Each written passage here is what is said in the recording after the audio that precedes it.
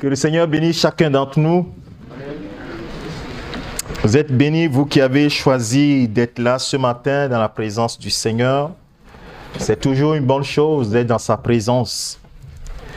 Je ne sais pas comment tu réalises. Moi, quand j'adore le Seigneur, je réalise combien je suis privilégié. Et cela me rend d'autant plus humble en me disant, je n'ai rien gagné. En fait, je n'ai rien gagné par ma propre force. Et ce matin, le Seigneur veut nous parler. Et il a commencé par nous parler. Et très souvent, je ne donne pas le thème de mon message à l'équipe musicale. Et je demande toujours au Seigneur, confirme ta parole. Et il a confirmé sa parole. Ce qui va sortir ce matin, je te supplie, ne me regarde pas, mais écoute ce que le Seigneur veut te dire ce matin. Quand l'équipe musicale a commencé par donner ce cantique, j'ai compris que le Seigneur voulait exactement que ce thème, je parle de ce sujet ce matin. Je ne sais pas qui tu es ici ce matin. Je ne sais pas ce que le Seigneur veut te dire, mais je sais qu'il veut te dire quelque chose. Alors prête attention. À la fin du message, nous allons encore chanter ce cantique. Et repartir à zéro. Et repartir à zéro. Avec Jésus pour berger. Et repartir à zéro. Et repartir à zéro. Avec Jésus pour berger. Le titre de mon message ce matin, c'est repartir à zéro. Tu vas me dire que c'est une coïncidence. Mais moi, je te dis, le Seigneur n'a fait que confirmer sa parole. Alors, prête attention. Et écoute ce que le Seigneur veut te dire ce matin. La Bible dit dans Jean chapitre 7, verset 37, « Le dernier jour, le grand jour de la fête, Jésus se tenant debout s'écria, « Si quelqu'un a soif, qu'il vienne et qu'il boive. Celui qui croit en moi, des fleuves d'eau vive couleront de son sein, comme dit l'Écriture. » Quel mystère! Quel mystère! Celui qui croit en moi, des fleuves d'eau vive couleront de son sein, comme dit l'Écriture. Que le Saint-Esprit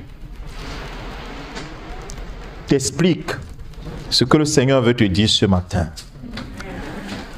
La Bible dit que ceux qui ont des oreilles entendent ce que l'Esprit dit à l'Église, n'est-ce pas? L'amour du Seigneur pour toi est tellement immense. Est-ce que tu le ressens quand tu es dans sa présence? Est-ce que tu sens cet amour? Parfois, les gens ont besoin que le Seigneur leur dise. Tu l'as entendu. Mais je te dis, il faut que tu y crois. Alors, le thème de mon message ce matin, c'est repartir à zéro avec Christ. Avec Christ Jésus. Repartir à zéro avec Christ. Et je baserai mon message sur la deuxième épître de Paul, la deuxième lettre de Paul aux Corinthiens, le chapitre 5, le verset 17.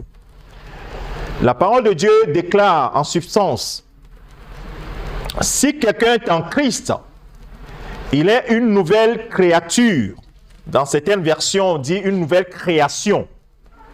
Les choses anciennes sont passées, voici toutes choses sont devenues nouvelles. Maintenant, est-ce que tu comprends quelque chose par rapport au cantique et par rapport au message? Les choses anciennes sont passées, voici toutes choses sont devenues nouvelles. Le premier jour, le jour de la fête, Jésus se tient debout et dit que ceux qui ont soif viennent à moi et qu'ils boivent. Et il dit, celui qui croit en moi, des fleuves d'eau vive couleront de son sang. Il sera tellement rempli que ces fleuves d'eau vive couleront de son sang, en parlant de l'Esprit de Dieu. L'apôtre Paul qui écrit cette lettre, cette deuxième lettre aux Corinthiens, dans sa première lettre, il avait magnifié la présence de Dieu dans cette église. Comment le Seigneur a gardé cette église, a béni cette église par plusieurs dons. Mais il a fustigé le fait que cette église marchait par la chair, encore par la chair, parce qu'il y avait des conflits, il y avait des divisions, il y avait les gens ne se supportaient pas, les gens avaient ce comportement partisan. Tout cela, il a fustigé cela dans sa première lettre. Et dans la deuxième lettre, il vient pour défendre son ministère, pour présenter son ministère, l'essentiel de ce que Dieu a fait dans sa vie pour l'appeler apôtre. Et dans ce message, il va donner quelques éléments qui transforment complètement notre façon de voir la vie chrétienne. Tout en défendant son ministère, je disais, en tant qu'apôtre, il met l'emphase sur l'œuvre de Christ dans une vie. L'œuvre que Christ peut réaliser dans une vie. La transformation que Christ apporte dans une vie. Il dira dans 2 Corinthiens chapitre 5 verset 16, la deuxième partie de ce verset, avant donc le verset 17. Et si nous avons connu Christ selon la chair, c'est-à-dire Jésus, né de Marie, qui a été baptisé dans le Jourdain par Jean-Baptiste, qui a fait des miracles allant de lieu en lieu faisant du bien, qu'on a vu traîner dans les rues de Jérusalem, pendu au bois, mort, enseveli le 3e jour où il est sorti du tombeau. La Bible dit que quand il est mort, les rochers se sont éclatés, les tombeaux sont ouverts à Jérusalem, et quand il est ressuscité le 3e jour, il y a même des gens qui sont sortis de leur tombeau. Et on les a vus dans Jérusalem. C'est la Bible qui le dit. Il dit, si nous avons connu Christ selon la chair, maintenant, nous ne le connaissons plus de cette manière. Nous le connaissons d'une autre manière. Parce que cette œuvre qu'il a accomplie est en train de bouleverser, de changer des vies de façon extraordinaire. Amen. Parce que, justement, Christ, ou bien Jésus glorifié, propulse le croyant dans une nouvelle position. Il devient une nouvelle création, une nouvelle créature. Bien-aimé, est-ce que tu es une nouvelle créature, une nouvelle création? Je continue. La fameuse déclaration selon laquelle si quelqu'un est en Christ, il est une nouvelle créature, trouve un écho particulier lorsque l'on ajoute que les choses anciennes sont passées. Ça n'a pas de sens si les choses anciennes ne sont pas passées et que toutes choses deviennent nouvelles dans la vie de la personne. Alors, qui ne veut-il pas passer de quelque chose de très douloureux dans son passé à quelque chose de glorieux et d'heureux? Qui ne veut pas ça? Qui ne veut pas passer et oublier complètement ses anciens péchés et devenir une autre personne? Dans ton quartier, on te connaissait. Dans ta famille, on te connaissait. On savait les dégâts que tu faisais. Il y a quelqu'un qui disait, tout le monde savait que j'étais un coureur de jupons dans mon quartier. Il savait très bien. Alors, qui n'a pas le désir de repartir à zéro? tellement, si nous devions revivre notre vie, il y a tellement de choses que nous allions changer. Il y a tellement de choses que nous souhaiterions changer. Et même si on devrait projeter le passé de chacun d'entre nous sur un écran, je peux vous assurer que beaucoup de gens vont sortir de la salle.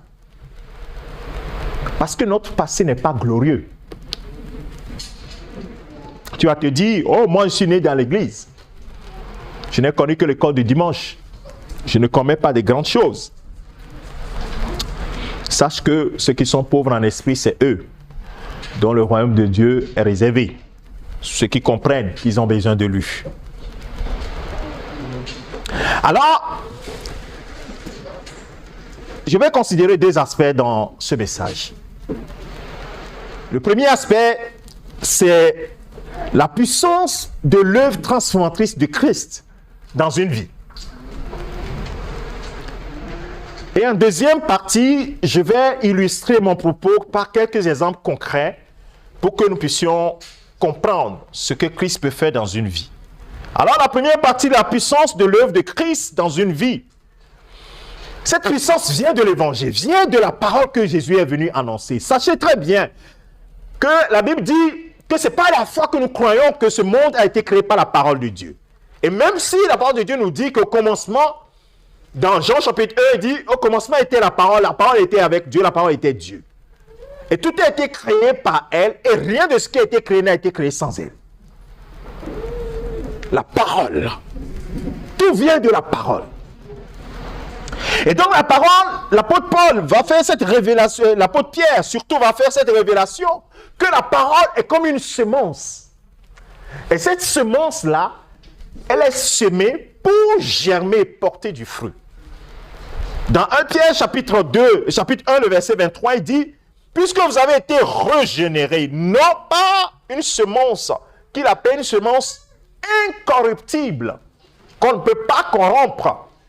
Une semence incorruptible, mais pas une semence, non pas une semence incorruptible, mais pas une semence, non pas une semence corruptible, mais pas une semence incorruptible par la parole vivante et permanente de Dieu. Cette parole qui est créatrice, cette parole qui peut créer. Alors tu comprends lorsque la Bible dit que ceux qui sont en Christ sont devenus une nouvelle créature, tu comprends très bien. Et donc tout vient commencer par la parole, la semence. Alors pour connaître cette semence, cette transformation, donc il faut bien recevoir la semence. Il y a certains qui ont reçu la parole, mais qui n'était pas la parole incorruptible. Si c'est la parole corruptible, cette parole ne peut pas faire de toi une nouvelle création. Il faut que tu le saches. C'est pourquoi l'évangile doit être un évangile qui soit pur. La vraie parole de Dieu. Et la Bible dit que les pharisiens, les sadducéens, en tout cas les grands du peuple d'Israël à l'époque, ils prêchaient la parole de Dieu. Mais cette parole-là, qui était une semence, ne pouvait pas donner la vie. Jusqu'à ce que Jésus rentre dans cette synagogue, après être baptisé, après qu'il soit rempli du Saint-Esprit, conduit dans le désert, revêtu de la puissance du Saint-Esprit, et rentrant dans la synagogue, la Bible dit que quand il prend le rouleau, il va faire une déclaration qui va bouleverser tout le monde. Luc chapitre 4, versets 18 et 19. Il a dit, voici, en citant Ésaïe chapitre 61, il va ajouter quelque chose qui va bouleverser toutes choses. Il dit, voici, l'Esprit du Seigneur est sur moi, parce qu'il m'a oint pour annoncer une bonne nouvelle aux pauvres. Donc c'est une bonne nouvelle. L'évangile, cette semence incorruptible est une bonne nouvelle. Qui ne veut pas recevoir les bonnes nouvelles? Quand nous allumons la télé, nous n'avons que de mauvaises nouvelles. Et il y a certains, quand tu les entends, disent, moi maintenant je ne regarde plus les informations parce qu'il n'y a que des mauvaises nouvelles et ça m'effraie. Ben oui. Mais là, Jésus dit, je vous annonce une bonne nouvelle. Alléluia. Il dit, il m'a envoyé pour faire quoi? Pour guérir les cœurs brisés. Pour guérir les cœurs brisés, pour proclamer aux captifs la délivrance et aux aveugles le recouvrement de la vue, pour renvoyer libres les opprimés, pour publier une année de grâce du Seigneur. Oh, quelle merveille! Une année de faveur. Une année où on distribue, c'est que gratuitement. Il n'y a pas à payer quoi que ce soit. Venez gratuitement, sans rien payer. Alors, il a coupé le message d'Ésaïe à ce niveau. Il n'a pas continué. Et la Bible dit qu'il a... Ensuite, il roula le livre et le remit donc au serviteur et il s'assit. Et donc tous avaient le regard sur lui. Tous ceux qui se trouvaient dans la synagogue avaient le regard fixé sur lui. Et là, il va faire une déclaration qui va transformer toutes choses. Il dit cette parole aujourd'hui. Oh, je dis bien aujourd'hui. Cette parole de l'Écriture que vous venez d'entendre est accomplie. La bonne nouvelle aux pauvres. Les captifs peuvent être libres. Les opprimés peuvent retrouver une certaine quiétude. Ceux qui ont le cœur brisé peuvent recouvrir leur guérison. Une année de grâce du Seigneur. Bien-aimés, cette parole annonce clairement que le salut ne peut venir que de Jésus-Christ lui-même. Lui-même étant la parole. L'apôtre Paul dira aux Romains, dans Romains chapitre 1, verset 16, il dit cette bonne nouvelle, je n'ai point honte de l'évangile. Pourquoi il n'a pas honte de l'évangile? Parce que c'est la puissance de Dieu. Oh, bien aimé, je dis quoi? Je dis c'est la puissance de Dieu. Nos paroles n'ont pas d'importance, là, frère. Ma parole n'a pas d'importance, mais la parole de Dieu, c'est une puissance, la bonne nouvelle, c'est une puissance de Dieu pour le salut de quiconque croit. Il dit c'est quoi? Le salut de celui qui croit. Croit seulement. Croit seulement. Et il dit du juif premièrement. Oui, il a dit oui, le salut vient des juifs. Mais aussi du païen. On dit ici du grec, du païen. Donc, c'est une année de grâce pour tout le monde. Il ne te demande pas de l'argent. Il ne te demande pas des pratiques. Quand tu fais plein de pratiques, là, les gens veulent faire des pratiques pour se sentir aimés. Mais non, si tu fais des choses pour que Dieu t'aime, tu n'as pas compris. L'œuvre de la grâce, l'œuvre de la croix. Tu n'as rien fait. Dieu ne te demande pas de faire quelque chose. Il te demande simplement croire. C'est le seul message. Ça, c'est la vraie semence que Dieu veut planter dans nos cœurs. La semence corruptive qu'on va planter en disant qu'il faut que tu fasses un effort de quoi que ce soit, ne te donnera pas la vie. Ne te donnera pas la vie. Il dit dans le verset 17, parce qu'en lui est révélée la justice de Dieu, par quoi? Par la foi. Selon qu'il est écrit, le juste vivra par la foi. Et c'est seulement par la foi que le Seigneur veut. La foi, cette ferme assurance que ce que Dieu dit, ce que Christ a annoncé, je crois en Christ, je crois en ce qu'il a fait, je crois qu'il est venu pour ôter le péché du monde, et j'en suis le premier pécheur. Seigneur, ôte mon péché. Tout ce que tu as reçu, qui n'est pas cet évangile-là, je peux te dire que certainement, ça n'a pas créé une nouvelle chose en toi. C'est pourquoi tu es comme avant. Tu peux aller à l'église. Bien aimé, je ne te parle pas d'église, d'aller à l'église ou quoi que ce soit. Je te parle que tu deviens une nouvelle création en Christ. C'est de ça que je suis en train de parler. Et quand tu es devenu une nouvelle création, tu le sais. Personne ne va venir te convaincre du contraire. Tu le sais. Je ne suis plus la même personne. Bien-aimé de Dieu, si tu es une nouvelle création, tu le sais. Alors, véritablement, cette œuvre est acquise par la foi. Uniquement la foi, non les œuvres. Et l'apôtre Paul va le dire aux Éphésiens dans le chapitre 2, versets 8 et 9. Il va dire, car c'est par la grâce, cette année de grâce, qu'a annoncé Jésus-Christ. Il dit, c'est par la grâce que vous êtes sauvés. Et cela ne vient pas de vous. C'est le don de Dieu. Est-ce que tu veux recevoir ce don de Dieu? Bien-aimé, qui ne veut pas recevoir de cadeaux? Il n'a qu'à lever les mains. Même les enfants veulent recevoir des cadeaux. on te dit que Dieu a fait un cadeau préparé spécialement pour toi. Tu t'appelles comment? Ton nom est dessus ce cadeau. Il dit, crois que ce cadeau vient de moi et accepte ce cadeau. Prends ce cadeau pour toi et ce cadeau va changer littéralement ta vie. Ce n'est pas une fiction, on ne parle pas de la religion. Là. On dit que ta vie est changée là.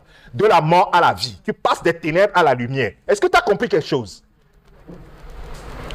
La Bible dit que ce cadeau-là va te sortir de la puissance. La Bible dit, l'apôtre Paul révèle que nous sortons de la puissance des ténèbres qui nous maintenaient et nous sommes transportés par l'hélicoptère de Dieu dans le royaume du Fils de son amour. Alléluia. Ce cadeau-là, tu vas laisser passer, frère.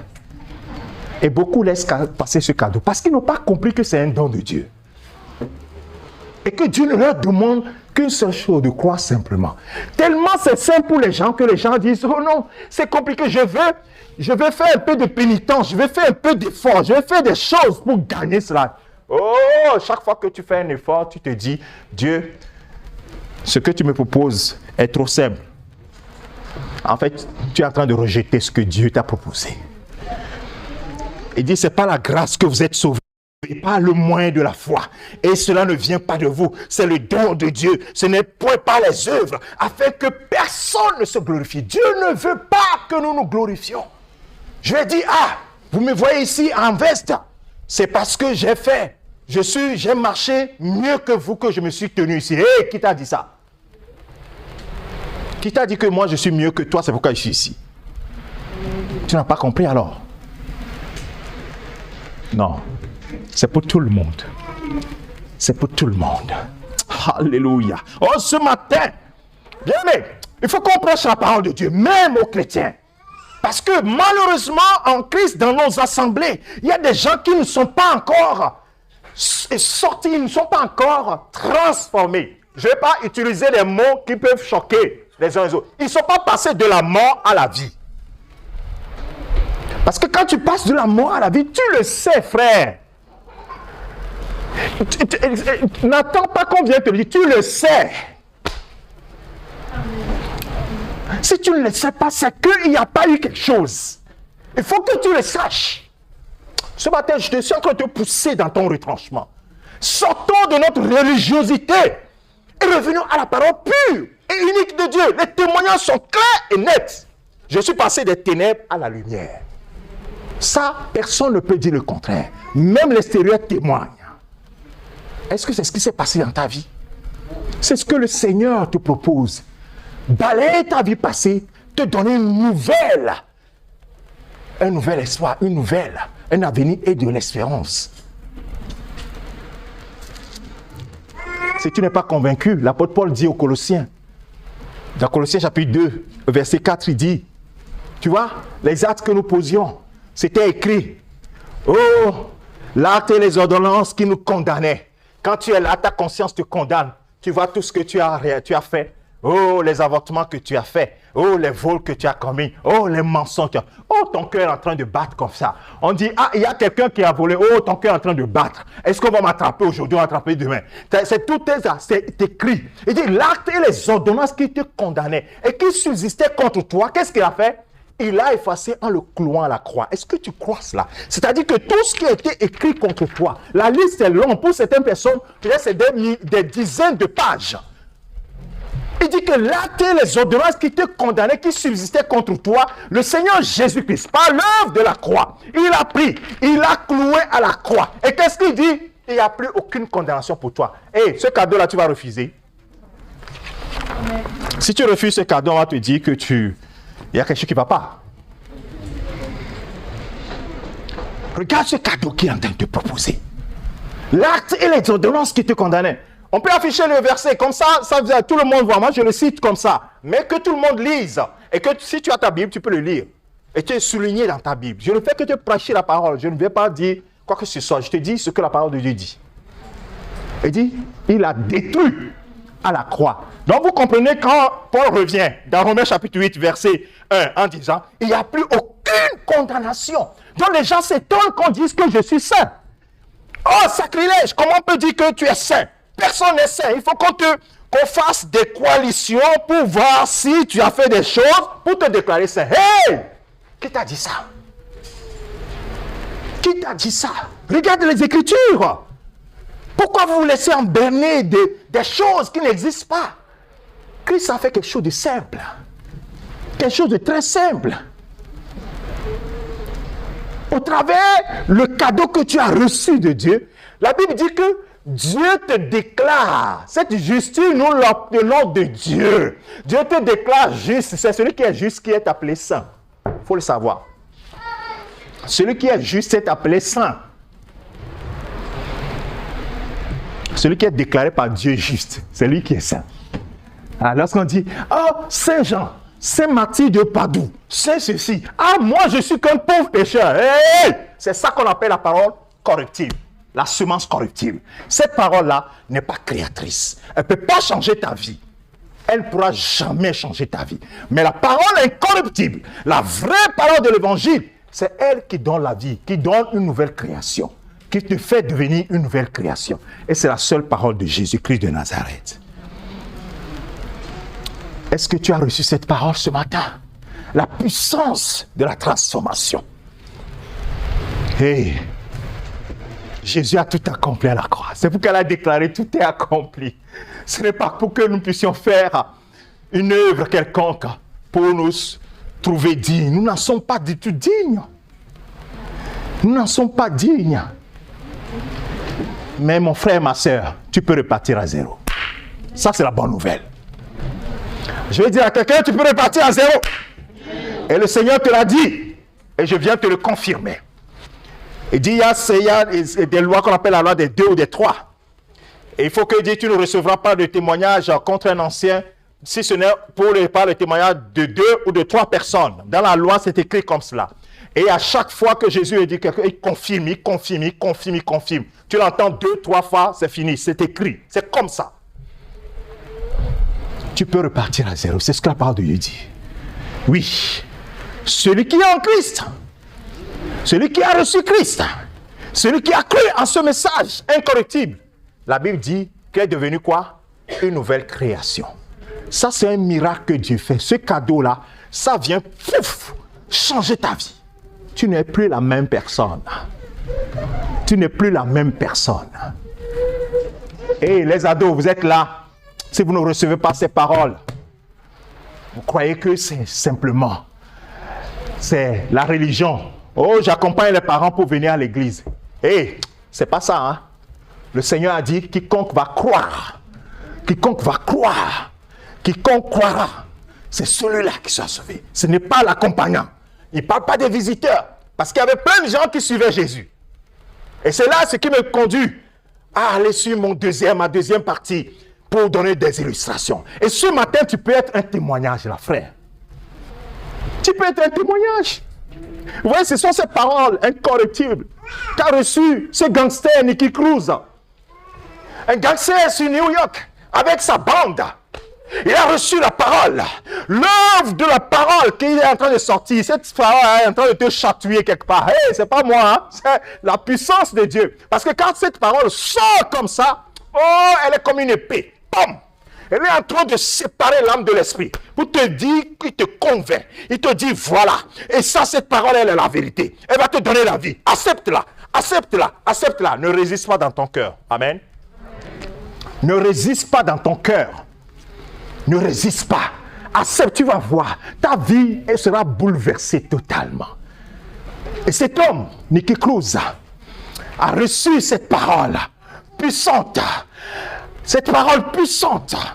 Et cet homme était là avec ses armes, avec ses amis qui étaient venus en armes pour venir tuer le pasteur. Le pasteur est en train de prêcher sur Christ. La parole est incorruptible.